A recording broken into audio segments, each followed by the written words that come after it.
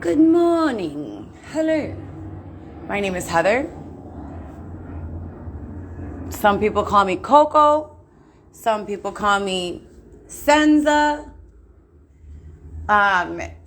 Let's talk. So I like to do my shit super informal. I'm going to talk to you guys while I do my makeup. And, that's what's up. So first of all, I want to talk about the law in the United States. When you follow someone around for days, months, weeks, even hours at a time, knowing that they don't want to be followed, what is that called? Trivia. What is that called? Stalking. Very good. Harassment. Very good. Absolutely. Good job, kids. So I want to put that out there first and foremost. Secondly, when you use someone else's likeness or steal their intellectual property, is that allowed in the United States? That's a real question. I'm not giving the answer. I'm asking. Is it legal for someone to pretend to be someone else using their likeness, their identity, their intellectual property, and posing to be them, whether they're working for the government, a covert operation, or just for fun? Is this legal, ethical, lawful? Is this allowable? I'm not telling, I'm just asking. Okay, great. So the talk today is going to be about rape culture. If you guys have been watching my story, did you guys see the little post I made with the Google definition of rape culture? Look at all my cards. Spirit gave them to me.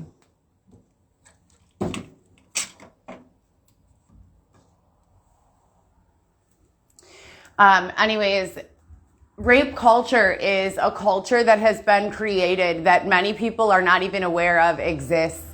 It exists a lot in the nightlife. It exists in the day life as well, but mostly behind closed doors. These creep-ass perverts are not going to be blatant. Some of them are, but most of them are very covert. And the rape culture basically is a culture where men, disgusting men, and I am not a feminist, and I don't think all men are disgusting. And I'm sure there are some women, sit around and talk about and evaluate other people based on how they do sex, how well they perform sex. They excuse abuse sexually and make it seem okay. They make it seem acceptable. There are actually a lot of internet groups that these losers sit around in group message boards, identifying women and men who they have been intimate with or just pretend like they've been intimate with for clout, and talk about their bodies, talk about their mental health, talk about how good they performed certain sexual things, how large they are, how in shape they are, how small they are, how much, how bougie they are, if they're kind or not, if they, very, very vulgar things, among other character evaluations. Now, this is all part of rape culture, and it's very important because this is something that many people don't speak about. Many people don't know that it exists, and so they sit around quietly, pretending like, as long as I don't know or as long as I don't acknowledge, maybe it's just not real. No, it's real, okay? And it happens, and it needs to stop immediately. This is a big problem in the gay community, in the gay and trans community. We've got men who are in the closet, very interested in doing certain sexual things with gay and trans men. And I myself am very, very, very, very much a supporter of the gay and trans community. I have seen, I'm a straight woman. I'm actually asexual. I don't really like sex. I'm a little traumatized. But I'm a huge supporter of the gay and trans community because they cannot speak on this shit. A lot of times these people are bullied or killed and left, took them for themselves. What happens is straight men will get curious about a gay experience or an experience with a trans person, and they will engage with them, be it platonically, organically, like they met them in a bar or a club, or maybe they went online and found them as a working person, as an escort or a companion. It doesn't matter. Do you hear me? It does not matter. And they'll engage with them, and most of the time they'll enjoy the time. Most of the time, if a man is ready to take that step where he reaches out and engages in that behavior, it's because he's thought about it for a really long time, and he enjoys it. Well, if the family finds out, or the job finds out, or even if they don't find out, but this man, maybe he's using drugs, maybe he's not, maybe he's sober, but drugs add paranoia and emotion to any situation. So what ends up happening, and this happens to straight women, and this happens to straight men, it happens to everyone. But it is a big problem that goes undiscussed in the gay and trans community. So I just have to point that out. But what happens is these men who are in relationships or carry political, weight, they have their face out in the public all the time. They have a large following. They could be celebrities. They could be musicians or rappers or whatever. It doesn't matter. But they have a large following, and a lot of people listen to them. So they become extremely paranoid. And in a lot of cases, these men have money, and they can afford to hire people to shut these sexual partners that they've had up. And in doing so, they kill them sometimes, and if they don't kill them, it's very much like what I've experienced in my own personal life after being beaten and sexually abused. When I tried to go public with a lot of my stories, I was labeled as quote unquote crazy and silenced. And I know a lot of women have gone through the same thing. So while I'm opening up, the table for discussion on this subject, which I think is a very, very important subject, there are a bunch of different areas I want to cover. And forgive me, but this is an area of conversation that I can't really conversate on. So I'm just going to be talking. I'm not going to be monitoring any of the comments. I'm literally just going to be talking. This is my first time publicly speaking about this in detail. And I know there are going to be haters. I'm not worried about it. It's more important for me to get the message out and the topics out. And then people who understand, can further discuss this with their own peer groups, etc., and so forth. But a part of rape culture is not only that, but it's also normalizing women or men showing their bodies and not normalizing, what's the word I'm looking for? I can walk into a room of people in a G-string and a bikini, and that group of people won't even bat an eyelash. Hey, what's going on, Heather? What up, Coco? How's it going? Everything's fine. I can walk into another room with a different group of people in a G-string and a bathing suit, and that group of people thinks it's okay to slap me on the ass, or grab my boob, or treat me like I'm a quote whore. That second room, that room is rape culture, and that shit needs to be canceled. When I say desexualize the human body, it doesn't mean don't have sex. It doesn't even mean don't be sexy. It means be respectful. It means engage in consensual behaviors. It means do what feels good for you that doesn't come at the expense of someone else, their comfortability, their boundaries. Rape culture is assuming that a woman or man, just because they look hot and they have a bathing suit on or they're wearing a short skirt, deserve to be sexualized, touched, grabbed, or used for any sexual purpose that you intend. It's not your job say what someone's purpose is, sexually or otherwise. It's not your job to touch someone. You're feeling horny? Go ahead and grab your own butt. Go home and deal with that on your own. You don't grab someone else. You don't touch someone else. And if that person voices that they don't want to be touched, you need to respect their boundaries and walk away. Now, in my life, personally, I have been victimized numerous times. Unfortunately, the more susceptible, the more vulnerable you are, so the more at a lack that you are in, i.e., you don't have a stable home, you don't have a car, whenever you're in a seeking state, so you need someone to give you a ride, you need money, you need this, you're more susceptible to predators. You're more vulnerable to predators. They know that. They know that. So again, poverty, lack is a huge part of this issue, right? We talk about this a lot. Now, if you have nowhere to go to sleep, for instance, and someone knows that, and they also know that you're celibate and you don't have sex, you're abstinent, you haven't had sex for years. For me personally, it's been since 2019, December of 2019, or January of 2020. And Dylan is the last person I had sex with consensually, of my own free will, and not out of obligation because I had nowhere to live, or I was being threatened to be thrown back into the street, etc., and so forth.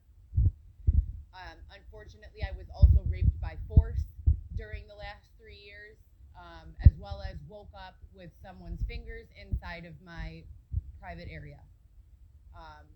So I've been through a lot of shit, which is why I'm so grateful to be in my own space now. And when I'm laying here at night sometimes crying, missing my family and my children so much, that's all I keep telling myself. Like, at least you're not in someone else's bed with nowhere else to go, being subjected to God only knows what type of sexual abuses. But when it comes down to it, rape culture is a culture of accepting sexual abuse, a culture of speaking it away, of excusing it with, well, she was asking for it, he was asking for it. Rape culture is a culture of making someone else's life less than yours, devaluing another human because they're different than you. Asserting power and control over another person who may be younger, more vulnerable, more susceptible to being pressured. Sometimes that includes the use of drugs and alcohol. It doesn't always have to. I think that this dialogue is huge. I think that it is something, since it's not socially acceptable to discuss sex, we pass over it, but it's absolutely pertinent when you want to talk about things like mental health, when you want to talk about things like social justice, when you want to talk about things like poverty and criminal justice. This is a huge part of that. Huge part. Anytime you're talking about one person or group asserting control or power over another group, it all comes down to the basic core fundamentals. Susceptibility, vulnerability, finances, they all of those are contributing factors to all of the victims. Most, not all, but 90%, maybe more, I would be willing to bet my life on it, of the victims in these situations need help. And I'm not talking mental help, I'm talking they can't find a job. They have nowhere to lay their head at night. So they're out here looking for help, and instead of getting help, they get abused. It's unacceptable. And if we're aware that it's going on, if the conversation isn't silenced, listen, you guys, I always say this. Why would a hater work so hard to keep someone quiet? If they were speaking nonsense, would they care? You know they're speaking real shit, real facts, when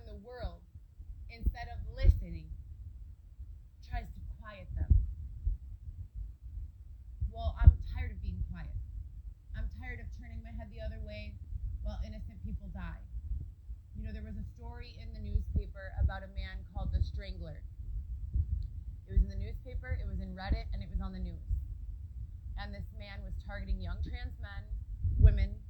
I'm not really sure what's politically correct. No disrespect intended. But he was targeting these people, calling them over for sex and killing them and leaving a trail of them all across the United States. And I was shocked. I was shook. I couldn't even believe it. And then I started doing more research about it, and I realized that wasn't even a unique set of circumstances. That shit is happening, or was happening, frequently. But why was I so surprised if it's happening all the time? Because we're hiding it. Why are we hiding it? Why are we hiding it? Why are we hiding it? We need to protect each other. We need to cancel rape culture. If a woman is walking, I read another quote the other day, if a woman is walking down the alley or down the street, butt naked, she still isn't opening the door for someone to have sex with her. And that's period. That's what I mean by desexualizing the human body. I don't care if a woman or man is standing there butt ass naked. Unless you get consent, unless you know, and you can feel. Let's not play coy here. You know when a person is into you and when they're not. When they're asleep, when they're unconscious, they're not into you.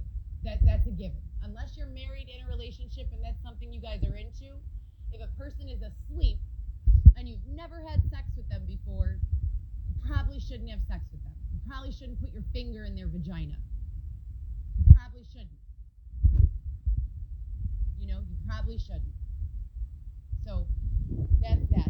I don't care, to discuss the names of the people that I've been victimized by, because to me, I know that they're getting what they deserve. I know for a fact they're getting what they deserve. And like I say always, I'm not the boss, I just work here. But opening up this dialogue is very important, because if you are a person who's ever taken advantage of someone else sexually, I'm talking to you now. Why are you doing that? Why are you doing that? Are you having a problem finding intimacy with people who are awake and conscious? Or do you get off on them crying and begging for help? What is it? And I'm asking honestly because I truly would love for you to be identified so that we could try to come up with some sort of assistance, because this seems like a big problem that, because people are so embarrassed about, they won't discuss. Also, I've been made aware that people were using children, this is sickening, as bait for sexual predators. Even police using children as bait for sexual predators. Well, what happens, Mr. Officer, when you're using a child for bait and then you go home and the predator's friends go back to that child's house? Who's there to protect the child then?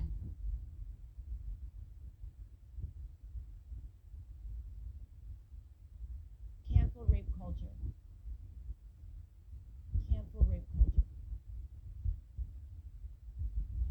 I would like to see a world where anyone can wear whatever they want outside. We can all respect our own boundaries. We can all act like grown-ups and keep our hands to ourselves. No one thinks that it's acceptable to have sex with anyone who doesn't want to have sex with them. No one thinks it's acceptable to touch anyone who doesn't want to touch them. That's the kind of world I'd like to exist in. When we're talking about mental health, when we're talking about anxiety, when we're talking about depression, we are not talking about chemical imbalances 100% of the time. And I'm not a scientist, and I don't have human brains that I've extracted dopamine and done clinical trials on. And I think that's really sick anyways, if you really want to get down to it. I think there's more weird fucked up desires behind some of these scientific studies than there are well-intentioned scientific studies, but that's from going through it. No one is a lab rat. But let's just use common sense while we discuss this, okay? You get raped. Life has overlooked you. You're struggling for food. Does it not make sense that sadness, depression, anxiety are causal to those events? Question mark, explanation point? Does it not make sense then that if those problems, poverty, hunger, personal safety, if those problems were solved, anxiety, emotional distress, it would at the very least decrease in large numbers, right?